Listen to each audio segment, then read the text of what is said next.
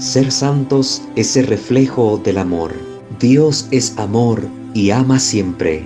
Presentamos Santo Debo Ser. Recorramos juntos el camino a la santidad al que hemos sido llamados. Escúchanos y conoce más sobre la vida en el espíritu de santidad.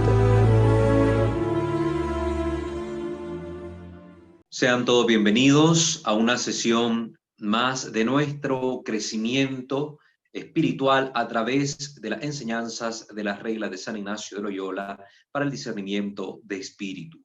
Les invitamos a suscribirse a este canal Santo Debo Ser, donde compartimos nuestro material de formación espiritual, así como visitar nuestros otros dos canales y suscribirse a ellos. Creo, Señor, yo creo, sobre contenido doctrinal, y Misterio de Fe, sobre contenido litúrgico. De igual forma, tenemos nuestra fanpage en Facebook, ahí tenemos @WalterFajardo20, para que ustedes le den like a nuestra página y se incorporen a esta comunidad formativa y evangelizadora donde compartimos distintos tipos de material para que ustedes estén ahí siempre pendientes y puedan también a la vez evangelizar haciendo uso de las redes a cada uno de sus familiares, amigos, compartiendo el material que subimos ahí. Sin más preámbulo, vamos a comenzar poniéndonos en la presencia de nuestro buen Dios. In nomine Patris et Filii et Spiritus Sancti. Amén. Señor Dios nuestro, te bendecimos, te alabamos, te glorificamos y te damos gracias porque nos permites encontrarnos una vez más para este proceso de formación y crecimiento humano y espiritual. Te pedimos, Señor, que todo lo que aquí vayamos aprendiendo sea de abundante provecho para nuestra salvación eterna. Ponemos en tus manos nuestra vida, nuestras familias, lo que somos y tenemos, para que tu voluntad se manifieste perfectamente en nuestra historia. Hágase en nosotros según tu voluntad, Señor. Que todo lo que nosotros hagamos te tenga a ti como su fuente y tienda a ti como su único fin. Te lo pedimos por Cristo nuestro Señor. Amén. Padre nuestro, que estás en el cielo, santificado sea tu nombre. Venga a nosotros tu reino. Hágase tu voluntad así en la tierra como en el cielo. Danos hoy nuestro pan de cada día. Perdona nuestras ofensas, como también nosotros perdonamos a los que nos ofenden. No nos dejes caer en la tentación y líbranos del mal. Amén. Dios te salve María, llena eres de gracia, el Señor es contigo. Bendita eres entre todas las mujeres, y bendito el fruto de tu vientre, Jesús. Santa María, Madre de Dios, ruega, Señora, por nosotros pecadores, ahora y en la hora de nuestra muerte. Amén. Gloria al Padre, al Hijo y al Espíritu Santo, como era en el principio, ahora y siempre, por los siglos de los siglos. Amén. Ave María Purísima, sin pecado concebida. In nomine Patris et Filii et Spiritus Sancti. Amén. Muy bien, queridos hermanos. Hemos comenzado la sesión pasada introduciendo este conjunto de reglas que se abordan en lo que se conoce dentro de los ejercicios espirituales de San Ignacio de Loyola como reglas de la segunda semana. Reglas de la segunda semana.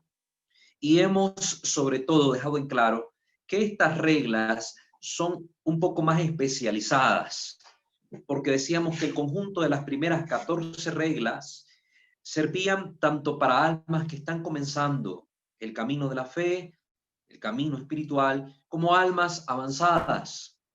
En el caso de este segundo conjunto de reglas, sobre todo se aplica a las personas que ya llevan un camino hecho en la vida espiritual, una relación más profunda con el Señor, una profundidad en la vida espiritual. Entonces estas reglas van a tocar algunos aspectos que hemos visto ya en las reglas de la primera semana, pero de una forma un poco más especificada o con una mayor claridad que puede ser comprendida por personas que ya van avanzadas en este camino espiritual. Entonces quiero que esto lo tengamos claro, ¿verdad? Lo tengamos claro. Sobre todo, la pauta la tenemos en la introducción que hemos hecho la sesión pasada.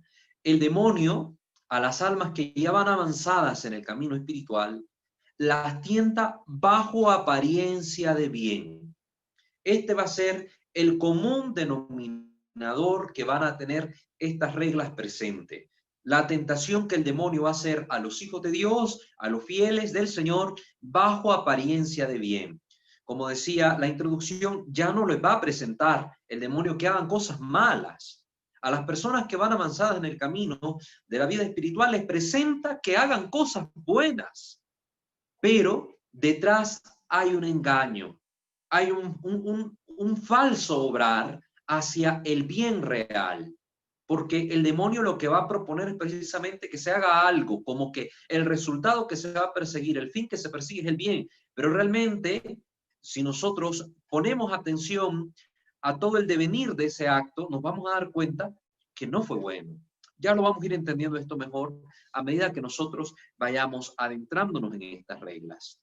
Hoy vamos a ver la primera regla de la segunda semana y empezamos escuchando las palabras de San Ignacio para luego entrar en la disertación que hace el padre Barriel al respecto. Propio es de Dios y de sus ángeles en sus mociones, ¿no? Estas invitaciones a hacer el bien, a escoger lo bueno, dar verdadera alegría y gozo espiritual.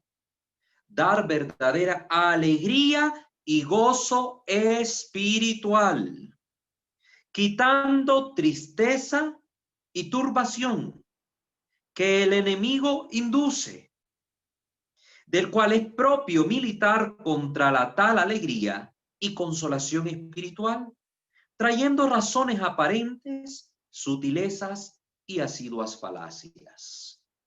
Muy bien, esas son las palabras en las que resume San Ignacio, o condensa, mejor dicho, San Ignacio, la enseñanza de esta regla, ¿verdad? En primer lugar, Dios da alegría y gozo espiritual. Fijémonos en estos términos. Ya los que han visto todo el conjunto de las primeras reglas, ya empezarán a hacer una correlación. En la primera semana, nosotros podíamos ver en la segunda regla que uno de los signos precisamente para identificar que algo venía del demonio es la tristeza. La tristeza sin causa aparente. Y habíamos hecho la distinción entre la tristeza natural, ¿verdad?, que tiene una razón de ser, y la tristeza que aparece sin previo aviso, por así decirlo, aparece sin ninguna razón natural que la provoque. Entonces ahí notábamos la distinción de que el maligno era el que estaba actuando. Pues bien, hoy San Ignacio nos recuerda que Dios precisamente busca dar al alma una alegría, un gozo, pero no un gozo como lo del mundo. No las alegrías del mundo. Las alegrías del mundo son una diversión superflua, una diversión banal, que entretienen, que alegran el momento, pero que se extinguen con la acción realizada en ese momento. Sí quedarán los buenos recuerdos, etcétera, pero la felicidad que provocan estas diversiones mundanas es pasajera. La felicidad verdadera va más allá, trasciende el momento, trasciende el tiempo, trasciende la misma persona. Y la fuente de esta felicidad es Dios. San Pablo en los Gálatas capítulo 5, versículo 22, Gálatas 5, 22, nos indica cuáles son los frutos del Espíritu Santo. Ya en la introducción hemos hablado acerca de los frutos del Espíritu Santo, cuando hacíamos la distinción entre lo que son los dones del Espíritu Santo, los frutos del Espíritu Santo y los carismas que el Espíritu Santo da a las almas. Hemos hablado de esos frutos, pues en Gálatas 5:22 se nos indican los frutos del Espíritu. Menciona la Vulgata, ¿verdad? La Vulgata de San Jerónimo, 12, y el texto griego menciona 9. Ante todo, la caridad, la paz y el gozo. La caridad, la paz y el gozo.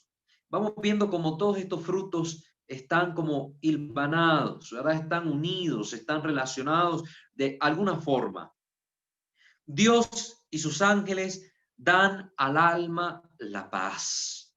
Cuando algo viene de Dios, una característica fundamental, independientemente de las circunstancias que estén a nuestro alrededor, que puede ser algo como una crisis, un problema, una situación familiar, de trabajo, etcétera, independientemente de ellas, cuando algo viene de Dios, trae consigo el don de la paz. Trae la paz al alma.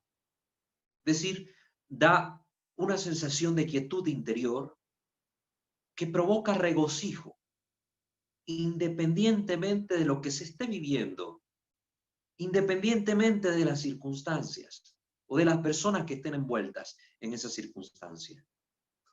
Hay una paz interior. De tal forma que las personas pueden estar experimentando que se le viene el mundo abajo y sin embargo reflejan hasta en el rostro ese estado de quietud que el Señor les concede, ese estado de tranquilidad. La tranquilidad producto de aquel que se abandona en las manos de Dios, producto del que confía en Dios. Esta es la paz que viene. Incluso ante eventos tan grandes en la vida como puede ser la muerte de un ser querido, hay paz en el corazón. A pesar del dolor, hay paz en el corazón. Pero cuando algo no viene de Dios, esta es una característica que falta en aquella emoción que se presenta, la paz.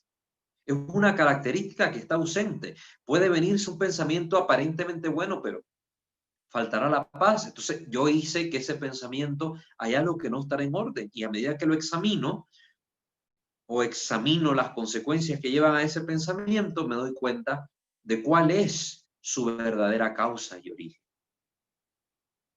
Dios y sus ángeles dan al alma la paz, el gozo. San Ignacio va a especificar cuál es el verdadero gozo. ¿Cuál es el verdadero gozo que el cristiano, el que está unido a Dios, experimenta, vive, se suscita en el corazón de la persona creyente? El verdadero gozo espiritual debe distinguirse de esa alegría turbia, disipada y disipante.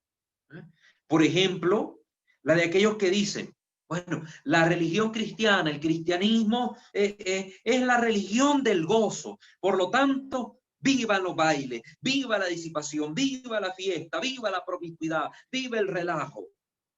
Cuidado, no se confundan. Esa no es la verdadera alegría.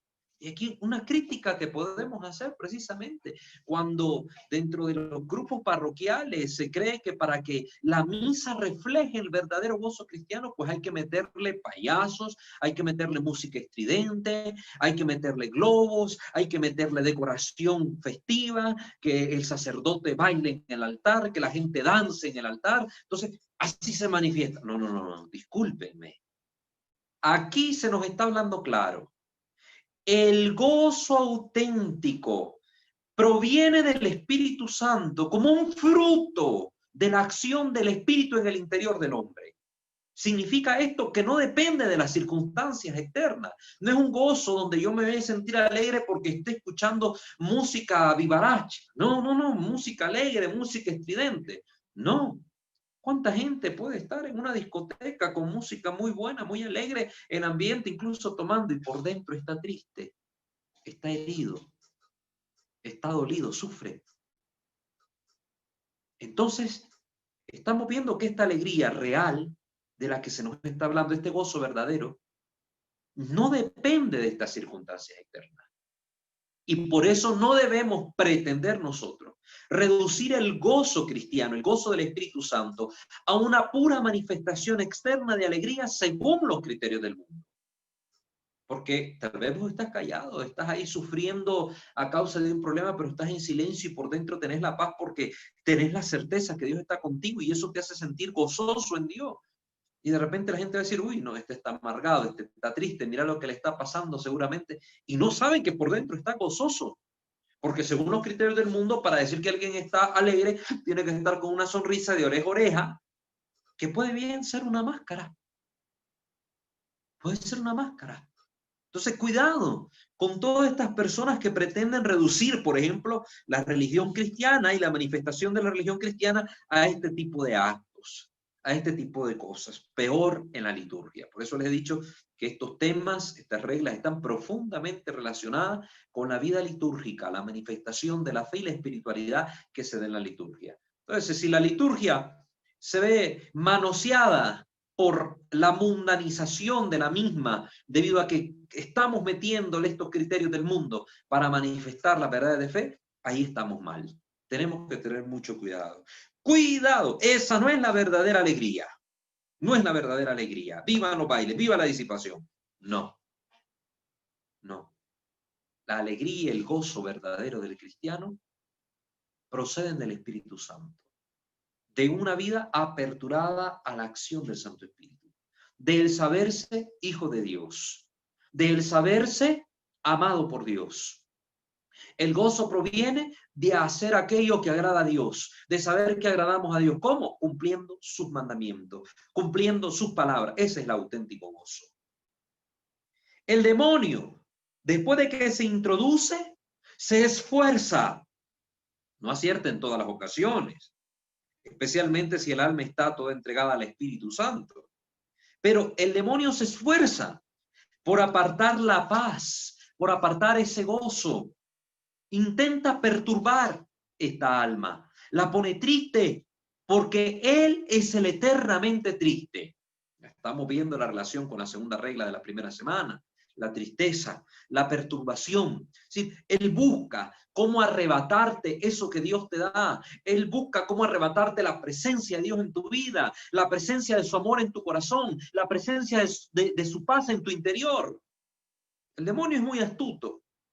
Es muy astuto. Pero aquí se ve descubierto, él solo puede comunicar tristeza, dolor, malestar, porque él está mal. Él es el eternamente triste y nadie da lo que no tiene. El demonio solo tiene tristeza, solo tiene dolor. Entonces solo puede comunicar tristeza, solo puede comunicar dolor, solo puede comunicar sufrimiento. Cuidado. Es aquí donde tenemos que abrir los ojos. Por ejemplo, aquí hago esta observación. Personas que buscan devolver a su vida el bienestar, el bien, la alegría, yendo a consultar a divinos, brujos, hacerse limpias, hacerse estas cosas. Van a ver que no hay una alegría verdadera producto de asistir a estas personas.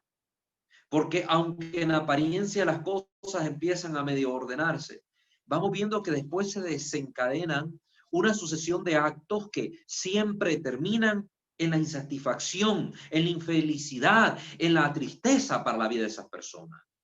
Un mal mayor, un mal mayor. ¿Por qué? Porque se está buscando al demonio como recurso para alcanzar este bien.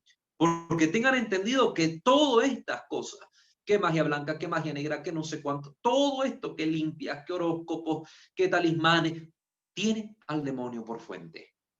Y el demonio no puede darte alegría, no puede darte bien, no puede darte felicidad, no puede darte satisfacción, porque el demonio es el eternamente triste. Esto no se nos olvide. Y esta es una de las maneras de discernir que el demonio se aproxima. El sentirse invadido por la tristeza. Entonces, ¿cómo es que el demonio se introduce? En eso hay que saber fijarse. Es decir, los medios, la forma que el demonio va a ocupar para introducirse. Hay distintas formas. Vamos a poner la mirada en una que se nos va a indicar aquí y que es la clave de esta regla. Las razones aparentes. Ya en la segunda regla de la primera semana mirábamos los falsos razonamientos. Los falsos razonamientos, que eran precisamente estas especies inteligibles introducidas en nuestro pensamiento por el demonio. Es decir, estos pensamientos que nos mete el demonio en la cabeza, pero que son falsos, que son mentiras, que son una forma de pensar que nos lleva a un juicio erróneo, equivocado. Las razones aparentes, por otro lado, son producto de nuestro intelecto. Nosotros razonamos, sacamos conclusiones, pero ese razonamiento está viciado porque persigue un aparente bien, pero tal vez los medios no son los adecuados. Entonces, aquí es donde está la clave. Las razones aparentes. El demonio te va a engañar, se va a servir de este razonamiento errado, de este razonamiento que no pone atención a los detalles, que no pone atención a los medios, que no pone atención a los fines, para él provocar su daño, provocar su mal. Las razones aparentes. Estas no son verdaderas razones. Por eso se llaman aparentes.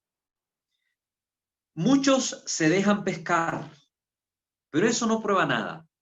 Es decir, que haya un montón de gente que tenga esta misma conclusión o que persigue estos mismos criterios o siga esta misma corriente, no significa que esté bien.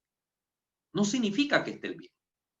Aunque las mayorías se pongan de acuerdo y al mal lo llamen algo bueno, este no pasa a ser bueno por la opinión y el criterio de las mayorías.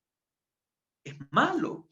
Es malo porque hay algo objetivamente mal, desordenado en él, que lo hace ser malo, que causa un daño al hombre, un daño a la sociedad, un daño a la familia. Entonces, yo no puedo llamar al pecado algo bueno o considerarlo bueno porque los demás ya dejaron de verlo como pecado, que es un gran mal ahorita en la sociedad. Este es uno de los grandes problemas que se está viviendo ahorita en la sociedad. Precisamente el problema de dejarse arrastrar por la mayoría para estar de acuerdo con la mayoría. Hoy se está manipulando el pensamiento de los individuos para hacerlos sentir mal si no tienen una mentalidad que los lleva a acoplarse con la comunidad, acoplarse con la sociedad, acoplarse con el mundo. No. Si este pensamiento es errado y lleva a mi perdición, ¿yo para qué quiero estar bien con una sociedad que camina hacia su propia destrucción, a su autodestrucción? Quiero estar bien con una comunidad. Bueno, yo como cristiano bautizado pertenezco a una comunidad, la comunidad de la iglesia, la comunidad de Dios, el cuerpo místico del Señor. Con Dios, con su iglesia, con ellos debo buscar estar bien. Los demás no. Los demás no. Y es el problema. Hoy se le está lavando el cerebro a nuestros jóvenes, a nuestros niños y aún a los adultos para hacerles pertenecer a esta colectividad.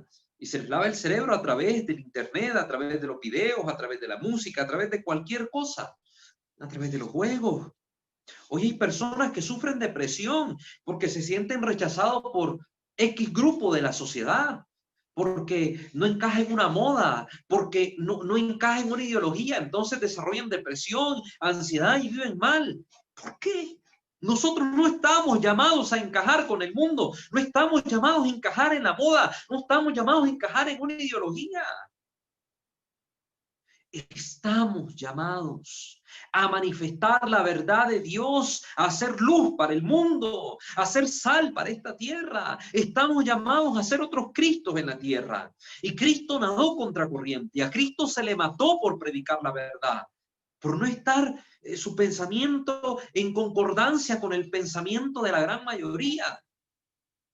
Cuidado, el demonio aquí nos va a tentar bajo esas razones aparentes. Muchos se dejan arrastrar por esto.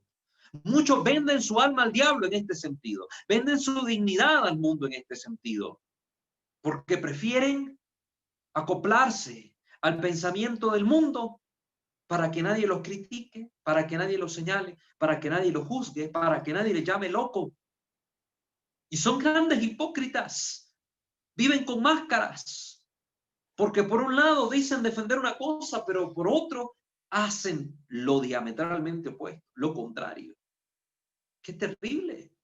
Como los grandes políticos que vemos ahora, que se llaman cristianos o católicos o como quieran llamarse. Y por otro lado defienden ideologías que son contrarias a la fe que dicen profesar. Es una hipocresía, pero es una forma de que sí, yo tengo mi fe, mi identidad cristiana, pero quiero encajar en esta sociedad, quiero encajar en el mundo, entonces vendo mi conciencia para poder encajar. No, hermano, nunca vendan su conciencia. Cuando usted vende su conciencia, vende su alma, pierde su dignidad, pierde la paz, lo pierde todo. Razones aparentes. Para encajar, tenés que sacrificar tu originalidad. Para encajar, tenés que perder tu capacidad de pensar, tenés que masificarte. No, queridos hermanos, no es ahí la línea del cristiano.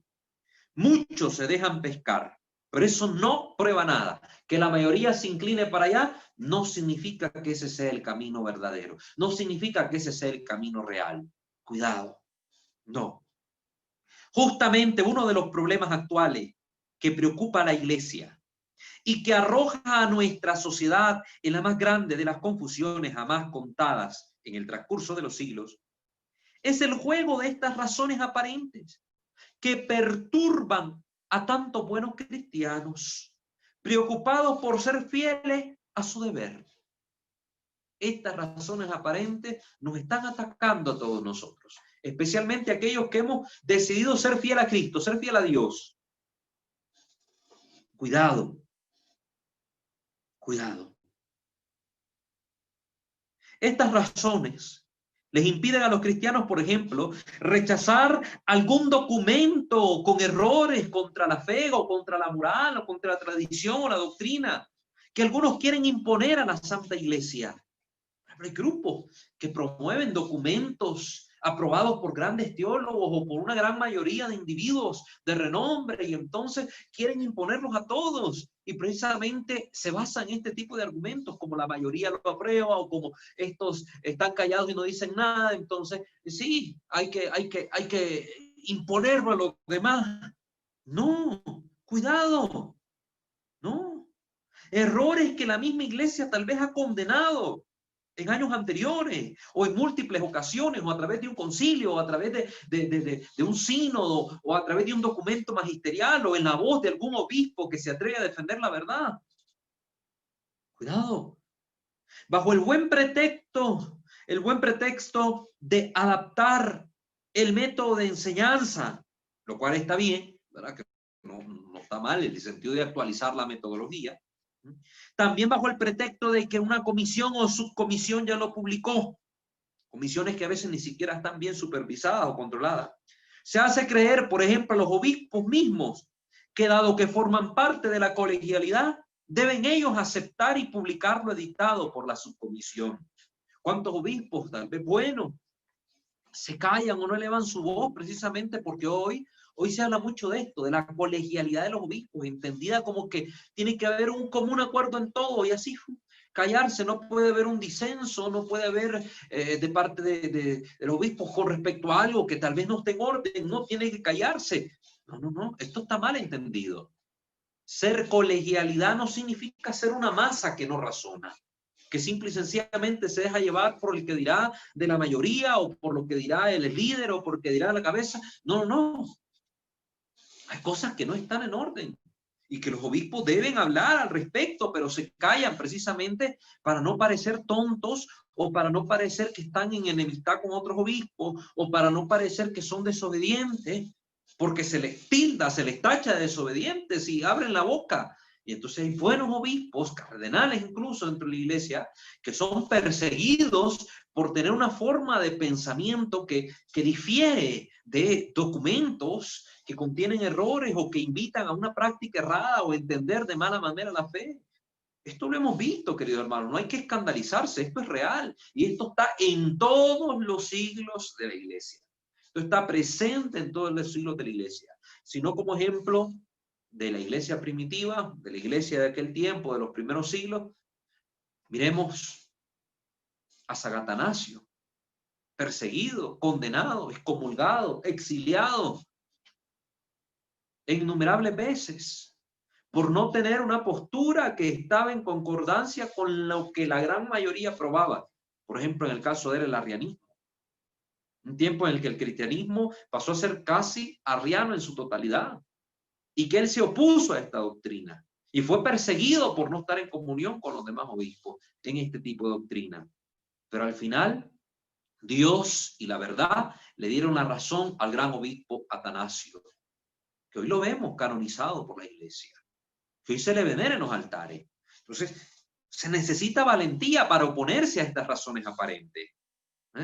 Después, peor, ya no es ni siquiera a los obispos, sino que se le hace creer a la gente que está obligada en conciencia a aceptar, bajo la pena de desobediencia, aquello que el obispo acaba de publicar y que tal vez no está bien. ¿A cuánta gente se le dice, no, es que si vos no haces esto que está aquí, entonces vos sos desobediente? ¿Por qué? A ver, por ejemplo, en una práctica de fe sencilla, devocional, a las mujeres, que hoy haya una mujer recatada que quiera vivir el pudor en sus vestidos y utilice falda para ir a misa, que se ponga su chalina, su velo, se cubra la cabeza para asistir a los oficios sagrados. Se le viene a criticar y se le ataca, porque le dice que está vistiendo como que estuviéramos antes del concilio y se pone al concilio como la gran excusa. Discúlpeme, pero es que el concilio en ningún momento vino a abolir esto. Si esta mujer está actuando según lo que dicta la tradición de la iglesia, la moral de la iglesia, las costumbres de la iglesia, si está haciendo algo que es sano, que es bueno, que es pudoroso, ¿por qué yo voy a hacerla pasar por desobediente al concilio o al obispo o al párroco si esta mujer viste así? Hay párrocos que le ordenan a la mujer, no, aquí no me venga con velo, con eso en la cabeza, aquí no venga, que eso ya pasó de moda, eso ya es antiguo, eso no tiene que ver con la iglesia nueva, moderna, con estos tiempos, no venga aquí.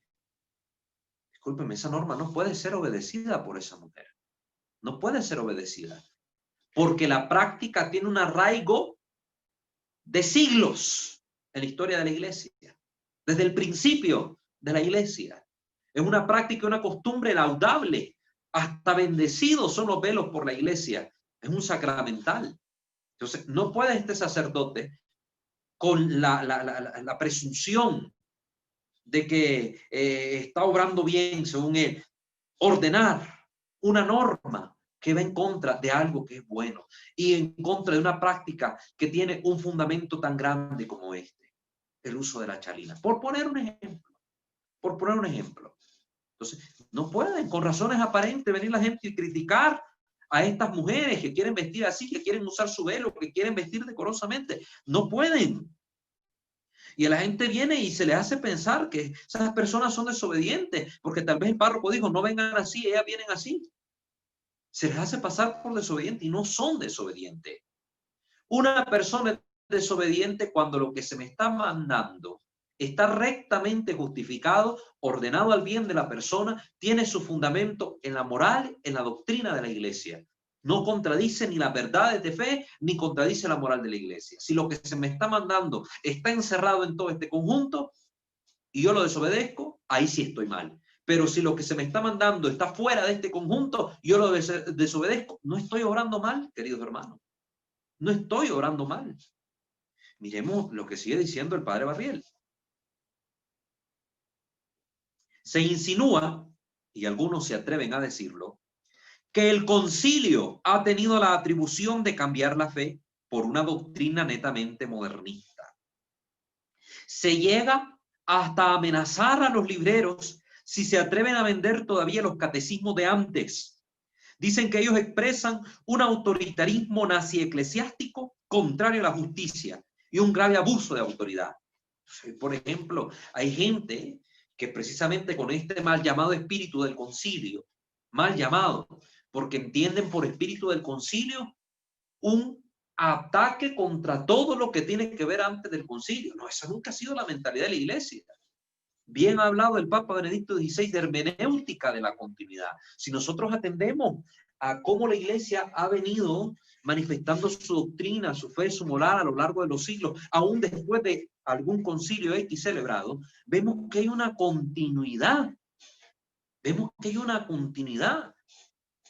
Pero no vemos lo que se ha pretendido en algunos sectores de la iglesia después del Concilio Vaticano II como un eliminar todo lo anterior para dar paso a algo nuevo.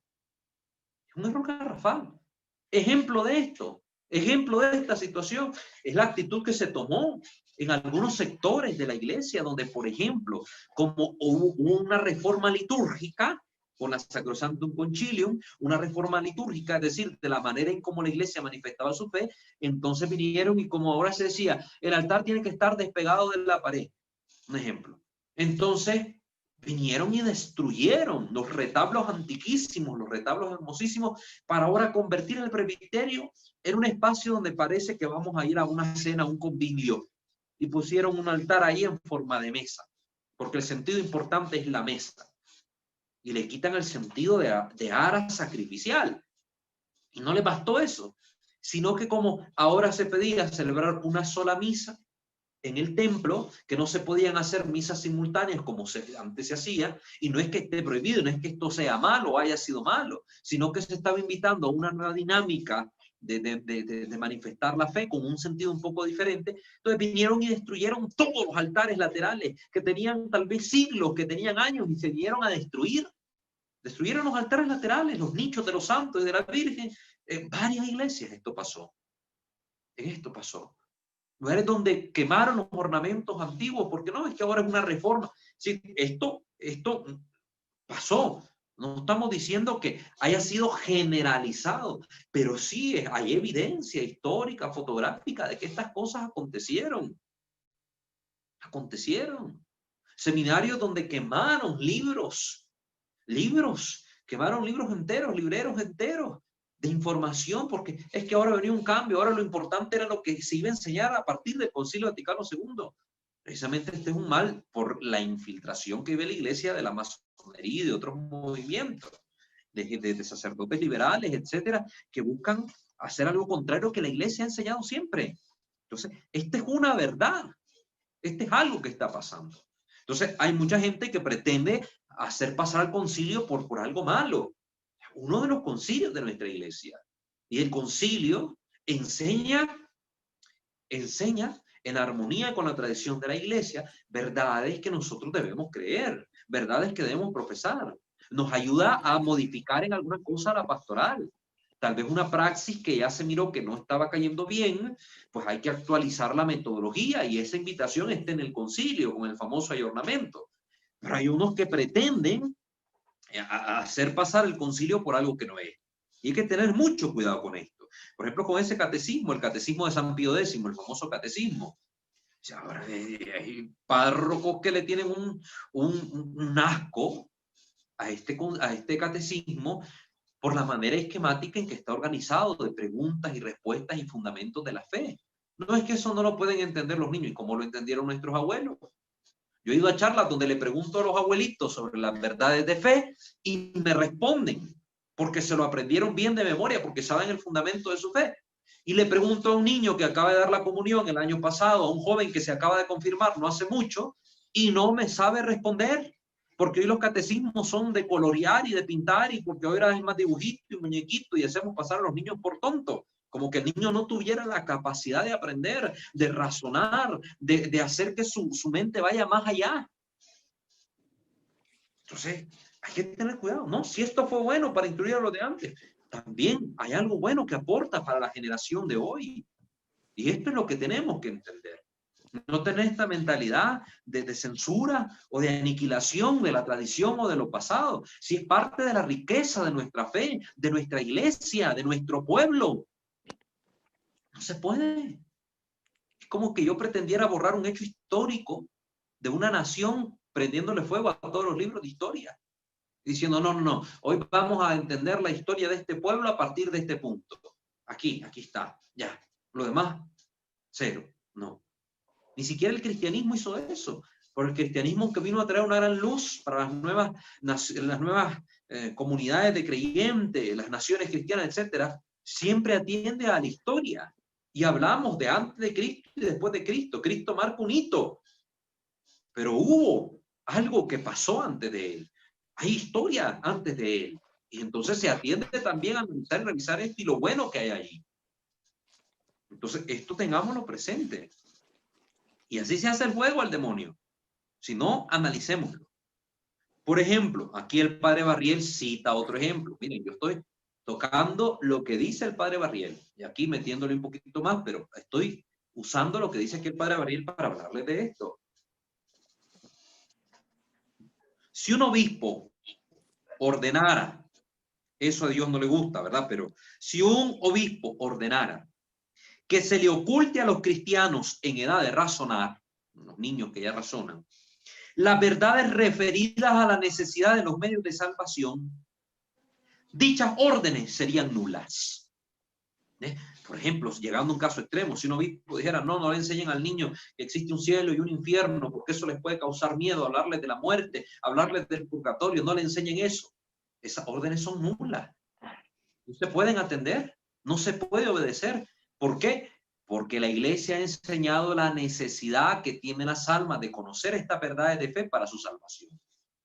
Es que se va a traumar el niño por hablarle de la muerte y del infierno. Discúlpeme, ¿qué fue lo que hizo Nuestra Señora en Fátima cuando la miraron los pastorcitos, cuando tuvieron la visión de la Virgen de Fátima? ¿No fue acaso mostrarles el horror del infierno para mostrarles a ellos la necesidad que había de que las almas se salven y de hacer oración y penitencia para la conversión de los pecadores? Entonces la Virgen los traumatizó. Hay que culpar a la Virgen, hay que hacerle un juicio ante el Profamilia, ante el Ministerio de la Familia, la Virgen Santísima, porque traumatizó a los pastorcitos de Fátima. ¡Qué ridiculez! Discúlpeme, es una ridiculez. Hoy estamos mal precisamente por eso, porque a la gente no se les enseñan estas verdades, no se les hablan de los novísimos. Yo le pregunto a la gente en las charlas, a ver, ¿usted hace cuánto que no escucha a un cura hablar en la homilía, en el sermón, acerca del infierno, acerca del purgatorio? ¿Hace cuánto? Me dice la gente. Hace mucho, aquí ya no nos hablan de eso. Hoy todo es hablar de novelas, hablar de series, hablar de películas, hablar de deportes, para ilustrar el evangelio en la vida diaria. Pero un evangelio desentendido de estas verdades fundamentales de fe. ¿No vino Cristo incluso en su predicación a liberar a los poseídos por el diablo y habló del diablo? ¿No vino Cristo a predicar sobre el infierno cuando habló de aquello de los ayes que van a dar la gente, allí donde será el rechinar de dientes, donde el gusano no se muere? Cristo habló de estas verdades. Entonces, cuando nosotros pretendemos hacer las cosas de forma que no agraden a Dios, estamos mal. Cuando un obispo, un sacerdote nos prohíbe, por ejemplo, a los catequistas, no, esto no le hablen a la gente, porque la gente se va a asustar. O esto no, porque hay que hablarles más de la misericordia de Dios. Qué bonito la misericordia, una misericordia que todo lo permite, una misericordia que al final de cuentas vivas como se te dé la gana, que al final Dios te ama así como eres. Eso hay que hablarle a la gente, eso es lo que la gente quiere oír. Y te prohíben hablar de estas verdades, del infierno, el purgatorio y la condenación eterna y todo. Eso no se puede obedecer. No se le debe obediencia a eso. Padre, me disculpa, pero yo voy a ser obediente a la iglesia, al magisterio, al catecismo, a la tradición de la iglesia, a la necesidad que tienen mis hermanos en Cristo de conocer estas verdades para la salvación eterna de su alma. No puedo ocultarle las verdades de fe, maquillárselas. No. Hoy la gente vive lejos de Dios porque les maquillamos la verdad con razones aparentes. Cuidado. No.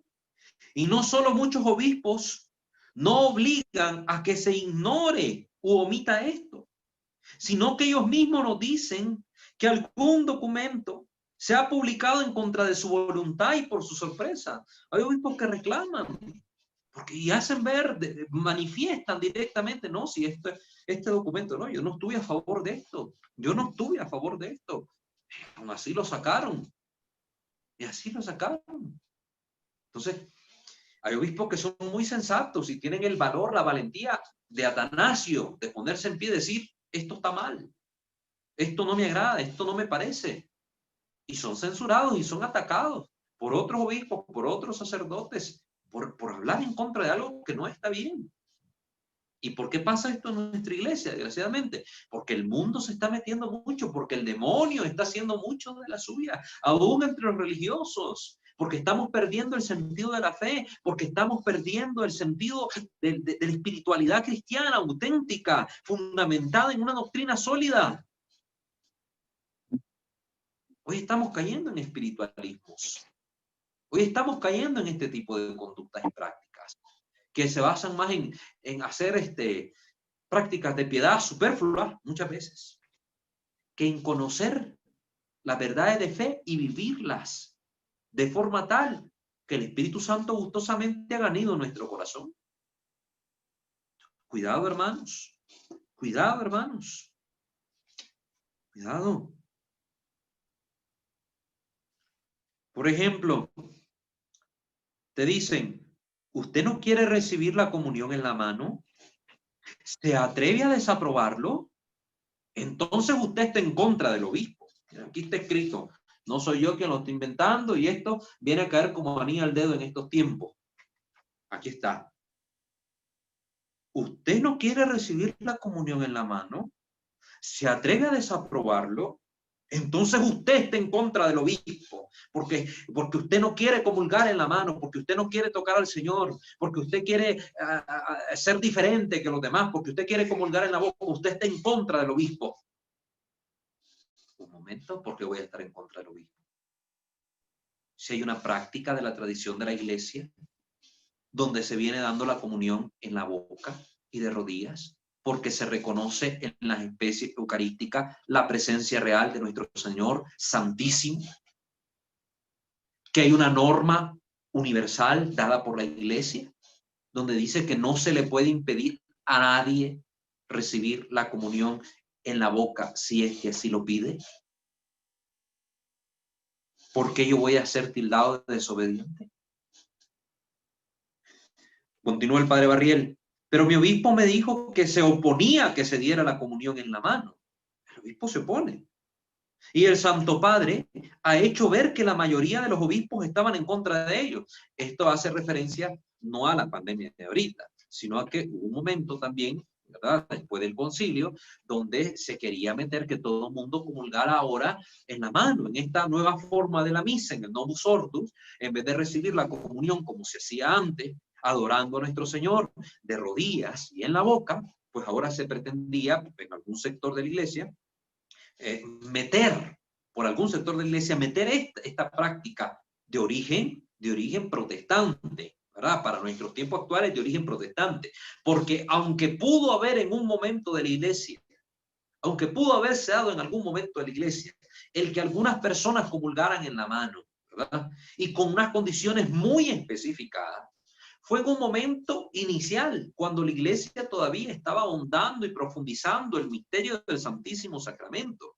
Pero a medida que la iglesia fue tomando cada vez más conciencia de la realidad del hecho de que no solo es pan y que no solo es una presencia espiritual, sino que es una presencia real de nuestro Señor en ese pan, la iglesia cayó postrada de rodillas ante nuestro Señor para comulgarle, para tomarle, para adorarle. Y esta conciencia que desarrolló a lo largo de los siglos la iglesia fue atacada por los protestantes cuando tocaron el santo sacrificio de la misa, ya después de Martín Lutero. Y entonces ya con el protestantismo nosotros vemos entrar esta forma de comulgar en la cristiandad.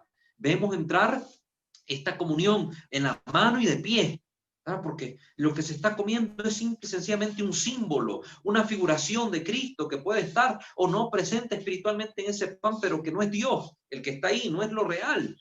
Y entonces los protestantes introdujeron esa práctica, sobre todo los calvinistas. Entonces, en los tiempos post-Concilio Vaticano II, desde la iglesia calvinista se venía infiltrando entre los cristianos este tipo de práctica. Y hubo un momento donde se quiso obligar a que todo el mundo comulgara así. Se hubieron obispos que protestaron rotundamente contra este tipo de prácticas.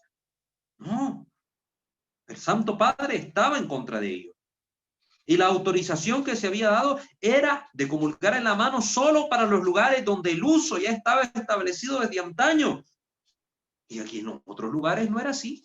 Eso no era la práctica. Recibir la comunión en la mano.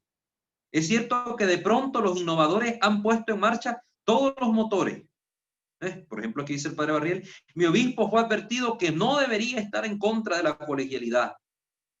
E hizo publicar esa autorización. ¿Ves? Entonces, bajo esta razón aparente, se le obligó al obispo a que publicara esa autorización. Por ejemplo, en las conferencias episcopales. Las conferencias episcopales de un país está organizada por todos los obispos de ese país, ¿verdad? Que son ahorita obispos en ejercicio, que no son eméritos. Entonces, todos los obispos están y conforman esta conferencia. Y a veces hay autorizaciones o documentos que emanan la conferencia como conferencia, aunque dentro de la misma conferencia hay obispos que no estuvieron tal vez de acuerdo con X o Y autorización o con X o Y documento, pero no pueden mostrar ese disenso y todos tienen que firmar el documento porque son parte de la conferencia episcopal y entonces como parte de ese sentido de colegialidad que deben tener, aunque esté en contra de su propio querer y gusto, el obispo se ve obligado a firmar. Y eso es una realidad que está pasando hoy, lamentablemente. Esa es una realidad. Es triste, pero pasa. ¿Ah? De inmediato fue convertido en una obligación el que tanto religiosos como fieles obedecieran lo dicho en el concilio. Incluso hay amenazas contra los párrocos que desobedezcan al obispo y al concilio. ¿Todo eso es verdaderamente de Dios? Es lo que nosotros tenemos que pensar, analizarlo. Por lo que a mí respecta, no lo creo, dice el padre Barriel. Por lo que a mí respecta, no lo creo. Ejemplo de un párroco de pueblo muy estricto y engañado por una de estas mistificaciones de la Acción Católica, uno de estos movimientos muy famosos de la Iglesia, la Acción Católica. Había ido yo a predicar un retiro. El párroco, desde el umbral del presbiterio, me pregunta: padre, tengo un caso de conciencia. La FEDE, que es la Federación de la Juventud Católica, ha girado la orden de infiltrarnos en los bailes. Y yo, pues obedecí. Infiltrarse en los bailes. Imagínense, los jóvenes, el padre metido en la discoteca infiltrado. ¿Por qué no? Yo tenía que obedecer, me gustara o no, porque era miembro de la FEDE. Pero me encuentro muy molesto, pues desde entonces mis jóvenes han tomado el gusto por el baile. Uno de ellos se ha pasado a la célula comunista del pueblo y los otros ya no vienen a comulgar el domingo por la mañana. ¿Qué piensa usted, padre? Le respondí, dice el padre Barriel. Primero, usted no ha obedecido. Se equivocó, usted no ha obedecido. No ha obedecido a Dios. ¿Quién manda aquí?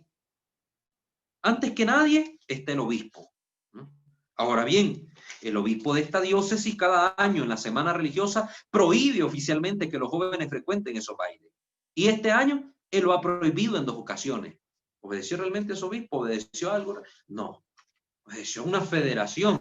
¿Está por encima del obispo? No. La federación no está por encima del obispo. Entonces, aunque esta federación haya sacado ese documento, esa orden, está primero la orden de su obispo. Y aun si el obispo fuera el que mandara esto, está la obediencia a la iglesia. En segundo lugar, le mostré las razones aparentes. ¿Cuáles son, señor cura? A estos jóvenes no podría verlos usted a la salida de la misa, o en un café, o en casa de ellos, o en sus trabajos, etcétera. ¿Cree usted que el momento verdaderamente propicio para convertirlo sea necesariamente cuando tienen a una chica entre los brazos? ¿Cuál es la razón aparente aquí? Que para convertir al joven había que infiltrarse en los bailes. Un razonamiento al que llegaron, como los bailes son tan frecuentados, las fiestas, la mundanidad es tan frecuentada, entonces ahí hay que irse a meter. Un error. Es aparente esa razón. Yo puedo salvar a estos jóvenes en otros momentos. Por eso aquí, luego el padre Barriel le evidencia el retroceso que hubo. Observe, ya uno de los jóvenes se ha pasado a la célula comunista. Los otros ya no comulgan, ya no sienten deseo de comulgar. Ahora les gusta el baile. ¿Cuántas razones aparentes? ¿Cuántas sutilezas? ¿Cuántas ilusiones momentáneas? Esas son las razones aparentes. Razones aparentes. Es decir, una forma de pensamiento bajo la cual nosotros pensamos estar obrando el bien o que buscamos un fin bueno o un fin que agrade a Dios o en obediencia, pero que realmente no lo consigue. No se logra, no se llega. Entonces, el demonio por ahí se mete. ¿Por qué se mete por ahí? Porque nos roba el gozo que Dios da, la paz interior, porque roba precisamente esa quietud que Dios trae al alma, esa dulzura, ese consuelo. Porque miren, este párroco estaba preocupado, estaba mal porque sus jóvenes se estaban yendo. Estaban ahora yendo más al baile que a la misa, ya no comulgaban, nosotros estaban volviendo comunistas, etcétera. Es decir, aquí vemos cómo el demonio mete sus manos, siempre buscando el fin que él persigue, que es la perdición de la alma. Entonces, ¿cuántas veces, bajo estas razones aparentes, se nos obliga a obedecer algo que no hay que obedecer? ¿Cuántas veces se nos obliga a pensar como piensa la mayoría solo para estar bien con ellos? El demonio sabe jugar bien sus manos, bien sus cartas. Por eso, en la introducción de la regla, atendíamos esas palabras. El demonio hace pecar bajo apariencia de bien. Hay un bien aparente. Hay que obedecer esto para que digan que todos estamos bien, que todos estamos haciendo caso al obispo, porque es el obispo, porque es el padre, porque es tal cosa. hay que obedecerlo. No, no, no hay que decir eso porque eso se ofende a la gente. No hay que decir eso, etcétera, etcétera. Y caemos en ese tipo de conducta. Entonces, esta regla ayuda precisamente a las almas que ya tienen un poco más de caminada en la vida de fe, para ir viendo estos puntitos donde precisamente el maligno es más sutil en su actuar. Aquí invita a obrar el bien, un bien aparente, obedecer, estar de acuerdo con la mayoría, aprobar lo que dicen los demás. Invita a hacer el bien. Pero es un bien aparente porque lo que se persigue nunca es un fin real para el hombre, un fin que le haga sentir gozo, paz, satisfacción, un fin integral, un fin que persiga la salvación eterna de su alma. Por eso hay que tener cuidado, razones aparentes. Cuando yo actúo, cuando se me pide hacer algo, cuando estoy motivado a hacer algo, tengo que tener mucho cuidado con esto, especialmente cuando aquello que yo vaya a hacer parezca bueno. Decía un padre formador que tuve hace muchos años, decía él, no hay que hacer cosas buenas que parezcan malas, ni cosas malas que parezcan buenas. Sí, aquí hay que llamar las cosas por su nombre, al mal, mal y al bien, bien, al pecado, pecado y a la virtud, virtud. Esto hay que tener claridad, lo dice el Evangelio. Jesús dijo que tu palabra sea sí o no. Los demás vienen del demonio. Los demás vienen del demonio. Aquí lo está diciendo San Ignacio de Loyola, basado en estas reglas que le dio la Virgen, reglas con las que la misma Santísima Virgen María vivía su vida de fe, su relación con Dios. Hay que tener cuidado cuando se nos pide hacer algo en la parroquia. A ver, es que hermano, usted como es el más animado, lo hemos escogido para que usted coordine el grupo de baile. Vamos a tener danza litúrgica en la parroquia. Qué alegre. Y usted emocionado porque lo están tomando en cuenta, porque le están pidiendo servir y con eso usted va a servir a Dios y va a alegrarle la vida a los demás y a alegrar las misas. ¿Se me está pidiendo realmente algo bueno? ¿Debo obedecer porque el Padre me está mandando que yo sea el coordinador de este grupo? No, no. Está mal. No hay lugar para el baile dentro de la liturgia cristiana. Dentro de la liturgia cristiana, especialmente nuestro rito, no hay lugar. Ya lo hemos hablado de este tópico en los temas litúrgicos que abordamos en nuestro canal Misterio de Fe. Vayan, el que quiera verlo, pues ahí lo va a encontrar. Entonces, hay que tener cuidado, ¿no? Hay que tener cuidado. Amor en el matrimonio. Mira, amor, le dice el esposo a su mujer, pues estoy hablando con un sexólogo o un terapeuta en este campo y dice que nuestra relación se está enfriando y hay que meter a una tercera persona a nuestra cama para que la relación se vuelva más ardiente, más viva, agarremos otro ánimo. Entonces usted viene y porque alguien le propuso esto y aparentemente iba a tener un reavivamiento en la llama de amor de su pareja, etcétera, etcétera, usted viene y lo hace. ¿Está haciendo realmente algo bueno? Una razón aparente. El demonio por ahí se va a meter para crear un acto sexual desordenado e invitarle a usted a abrirse a una vida pecaminosa, lujuriosa, etcétera. Es decir, es que en todos los campos de la vida podemos nosotros hablar de esto. Yo hablo de varios campos porque yo sé que algunos de ustedes que me ven serán más cristianos que otros. Algunos aplicarán estas reglas en su vida diaria como casados, como padres de familia, como trabajadores o como personas de fe de la iglesia. Entonces, tengámoslo presente esto en nuestra vida diaria, porque el demonio bajo apariencia de bien nos va a tentar también, nos va a arrastrar por el camino de la perdición. Muy bien, entonces esta sería la regla primera de la segunda semana. El demonio engaña con razones aparentes, engaña con razones aparentes y con ello roba la paz y el gozo verdadero que provienen de Dios. Entonces, esta sería la regla de esta semana. Recuerden suscribirse a este canal Santo de Bucer para que estén atentos del contenido que vamos compartiendo, así como suscribirse a nuestros otros dos canales, Misterio de Fe sobre temas litúrgicos, Creo Señor, yo creo, sobre temas doctrinales de corte apologético. Igualmente les invitamos a seguirnos en nuestra página de Facebook, @WalterFajardo20, ahí nos encuentra, dele like para que esté pendiente del contenido que compartimos por este medio. Muy bien.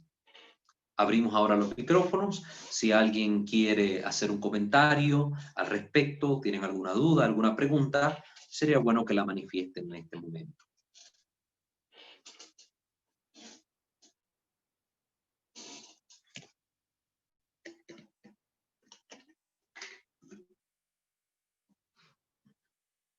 No hay nadie, alguien que haya escrito algo, no sé. Nadie, si hay algún comentario en Zoom o en YouTube.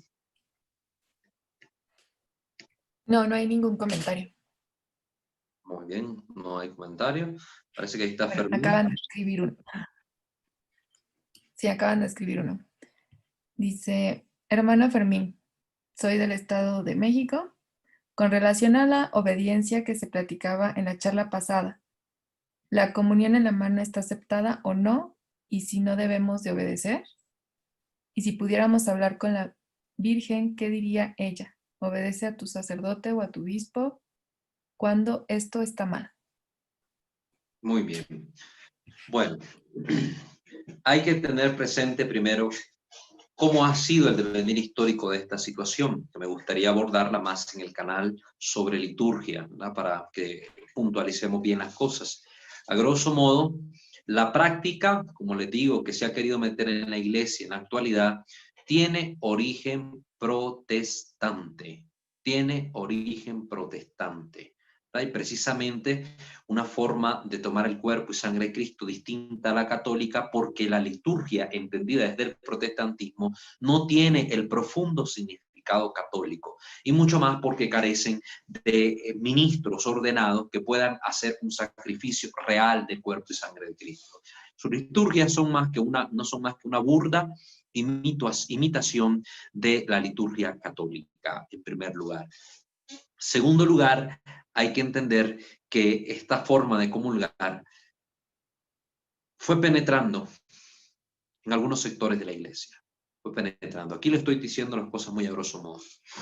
Fue penetrando en algunos sectores de la iglesia al punto tal que la comunión en la mano se ha vuelto muy común en muchos sectores. Por ejemplo, se ve bastante común en muchos templos en Estados Unidos. Se ve la práctica muy común en algunos movimientos como, por ejemplo, el camino neocatecumenal, ¿no? El camino neocatecumenal, donde la comunión es en la mano, ¿verdad? En la mano. También, pues esto ha llevado a que la iglesia, atendiendo a esta práctica que se está popularizando, ha normado el cómo debe ser. Y si nosotros nos vamos al documento Redención y Sacramentum, ahí se menciona que ambas formas de comulgar, según ese documento, ¿verdad? Son válidas, ¿verdad? Que el creyente que quiera pedir la comunión en la mano no se le niegue, y el que la quiera pedir en la boca no se le niegue. Al existir una documentación de parte de la iglesia, de parte del magisterio, que avale la práctica entre católicos, debemos liberarnos de crearnos escrúpulos y de juzgar a los demás como irreverentes o sacrílegos por comulgar la comunión de X o Y forma. Debemos librarnos de eso. En segundo lugar, debemos, sí, muy bien, atender a la práctica tradicional de la iglesia y el sentido que reviste esta práctica tradicional de la iglesia.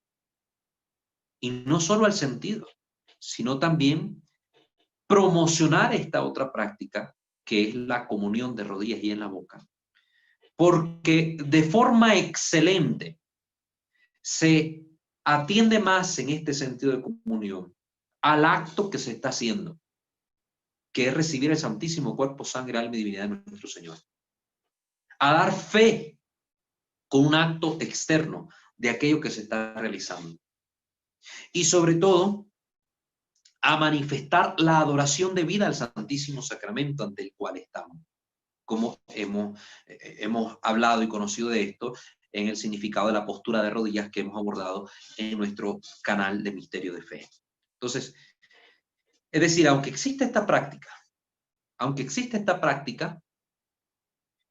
de alguna forma validada, no es la realidad de la práctica general de la iglesia, ni a lo largo de los siglos, ni en todas partes. Se prefiere 1.000 millones de veces más la comunión de rodillas y en la boca. Primero porque es más difícil que se cometa un sacrilegio. Es más difícil que se cometa un sacrilegio cuando se pone la hostia en la mano. Es más fácil que se la roben, que se la lleven. Ya hay varios videos compartidos en internet donde hay personas que se roban literalmente la hostia puesta por un sacerdote en la mano de esa persona o un ministro extraordinario de la Sagrada Comunión. Entonces, es terrible, mientras que cuando se pone en la boca, por lo general, por la misma saliva, la especie empieza a desbaratarse, empieza a desintegrarse en la boca. Entonces hay menos riesgo. Y si se da con el vino, con la sangre de Cristo, todavía mejor se evita el sacrilegio porque más rápido se desbarata, más rápido se deshace la hostia consagrada en la boca de la persona que la está consumiendo. Además, porque muchas personas no tienen el cuidado suficiente de revisar que en las manos no queden partículas. Hay gente que colga, se sacude las manos, se hace así, miles de cosas.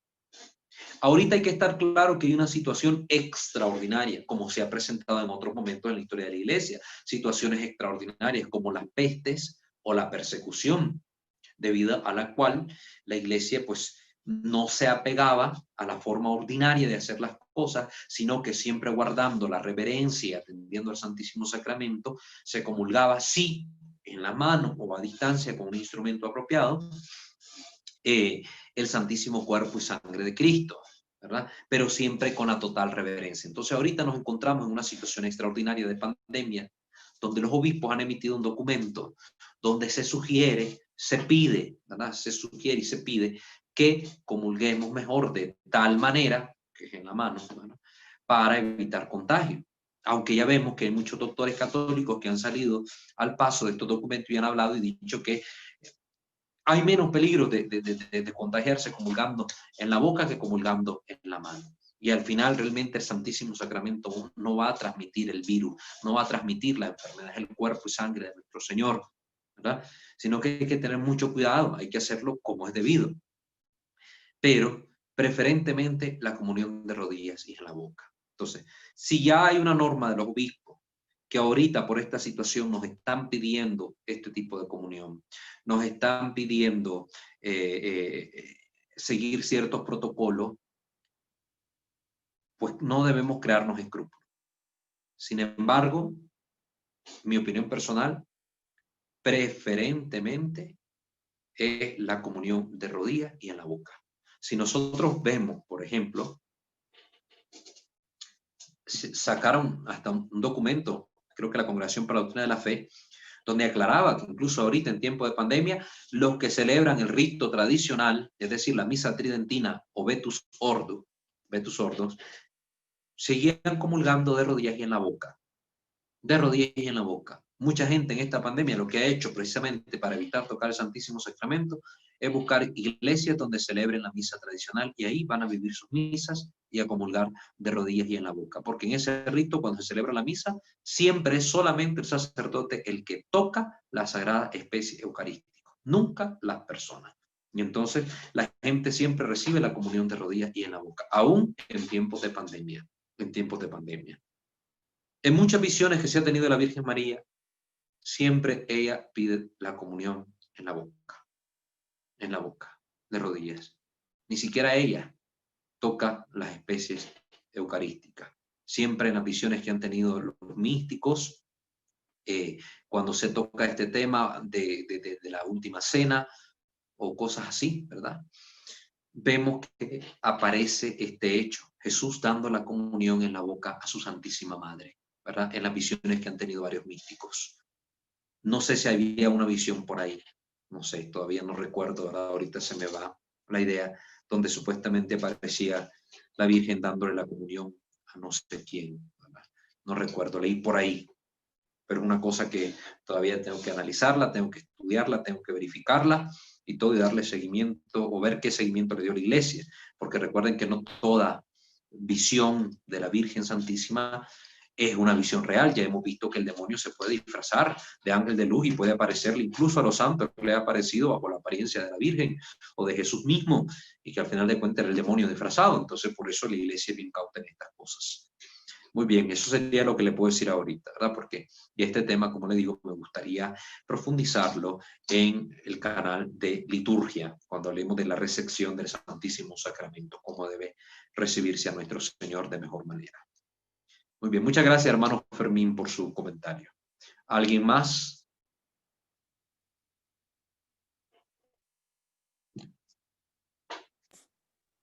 Buenas noches.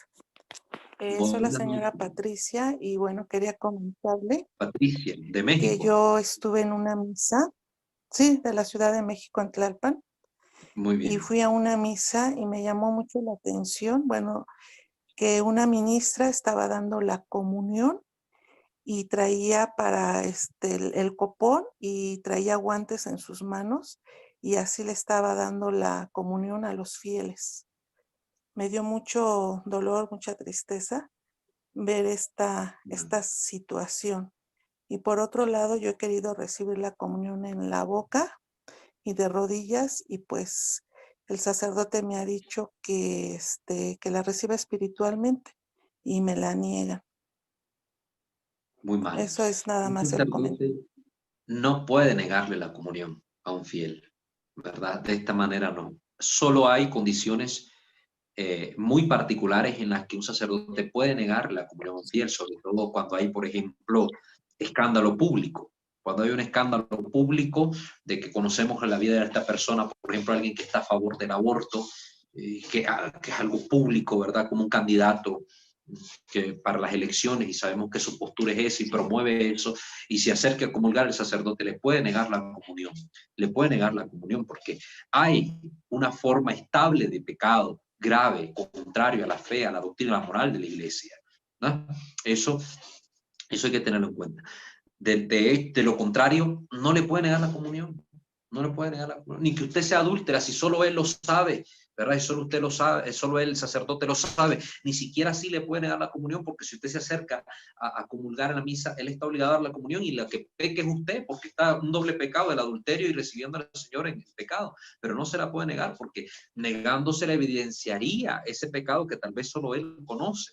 Y entonces por guardar siempre la buena moral de la persona, el sacerdote está obligado también a darle la comunión. Incluso en eso, en ese momento, es usted la que está pecando. Le puede decir, ¿segura que quiere comulgar? Si usted dice sí, usted quiere comulgar y en pecado, es muy problema suyo y se puede morir y condenarse. Puede morir y condenarse. De lo contrario, no puede negar la comunión. Si usted solicita la comunión en la boca, tiene que darle la comunión porque hay un mandato, un peso, una norma que está en la redención y sacramentum que no pueden contradecir, que es que no se le niegue la comunión en la boca y de rodilla a quien lo solicita de esa manera.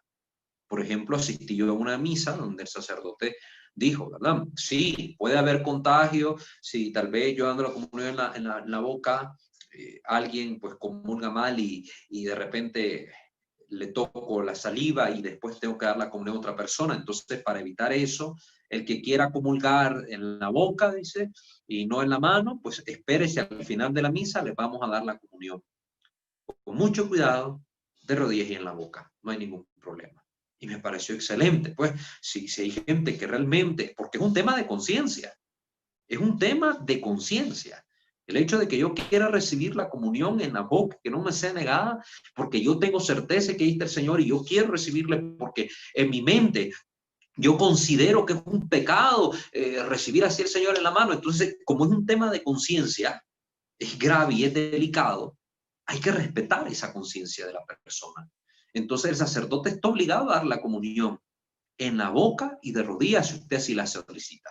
Si usted la solicita. Entonces me pareció laudable que este sacerdote dijera eso, pues que al final de la misa, quien quisiera comulgar no se les iba a negar la comunión, pero se las iba a dar al final, que perfectamente se puede hacer, comulgar una vez acabada la misa.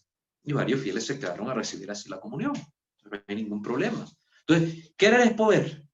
Pero como les digo, desgraciadamente, ahora vivimos un tiempo tan descristianizado aún dentro de la iglesia, tan falto de este sentido de sacralidad, que los sacerdotes han caído en este jueguito del maligno. Y hasta eso ya es superfluo. Si comulgas en la mano, en la boca, da igual, lo importante es recibir al Señor, y empezamos a oír este tipo de discursos. Empezamos a oír este tipo de discursos, que es una vergüenza en boca de un sacerdote escuchar un discurso de ese tipo, ¿verdad? Pero bueno, gracias por su comentario, hermana Patricia. De nada, pero no me comentó sobre la ministra que estaba dando la comunión con muy guantes. mal, gravísimo, gravísimo, gravísimo. Primero porque no es aconsejable andar con los guantes de arriba para abajo, ¿verdad? No es aconsejable andar con los guantes de arriba para abajo. No sé si solo se los puso para ese momentito o cómo fue, pero no es aconsejable, ¿verdad? Primero. Y segundo lugar, que hoy se hace, es un abuso que hay de parte de algunos sacerdotes que ocupan ministros extraordinarios para todo momento en la misa, para todo tipo de misa. Si nosotros vamos a ver la formación en liturgia, nos vamos a dar cuenta de que hay un documento de la iglesia que habla sobre los ministros extraordinarios de la Sagrada Comunión, y que precisamente la palabra extraordinario habla de situaciones extraordinarias en las que puede hacerse recurso, o incluso en esas no hacer recurso, de estas personas. Es decir, no es porque yo sea ministro extraordinario yo tengo que estar en todas las misas, ¿no? Menos en estas misas donde va poca gente. Siempre el ministro ordinario es el que está llamado a dar la comunión, y el ministro ordinario es el sacerdote. Es el sacerdote. Pero ahora vemos que la ministra o el ministro extraordinario van y vienen con el copón a traerlo, a guardarlo, hasta se les cae muchas veces ahí con el sagrario, y vemos un relajo que hacen con eso, y que el sacerdote le da la comunión a ellos y él se va a sentar. Se va a sentar y el ministro dando la comunión. ¿Y quién es el sacerdote? ¿Quién es el que está llamado a alimentar al pueblo con el pan de vida eterna? Él. Y entonces, ¿por qué hacen eso? Eso también es un abuso litúrgico. Eso también es un abuso litúrgico. Muy bien. ¿Alguien más que quiera comentar algo, decir algo? Que sea más de lo que hemos hablado hoy, de la regla, ¿verdad? Porque ya se me está yendo con temas litúrgicos, que está bien, me parece excelente, pero esos temas los vamos a abordar en nuestra formación litúrgica, en el canal Misterio de Fe, para que estén pendientes y sepan que sí los tocamos, pero dentro del canal que corresponde. ¿Alguien más que tenga algún comentario, alguna duda?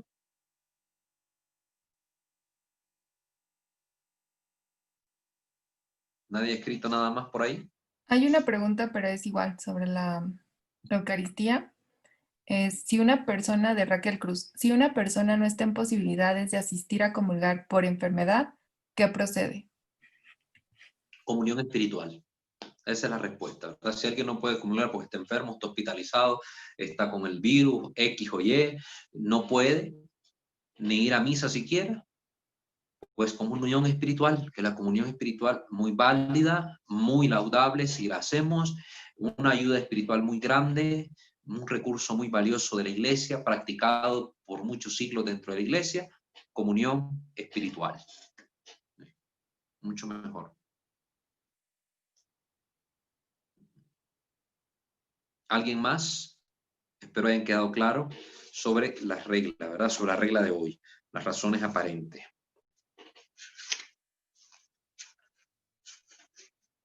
¿Nadie más tiene alguna pregunta?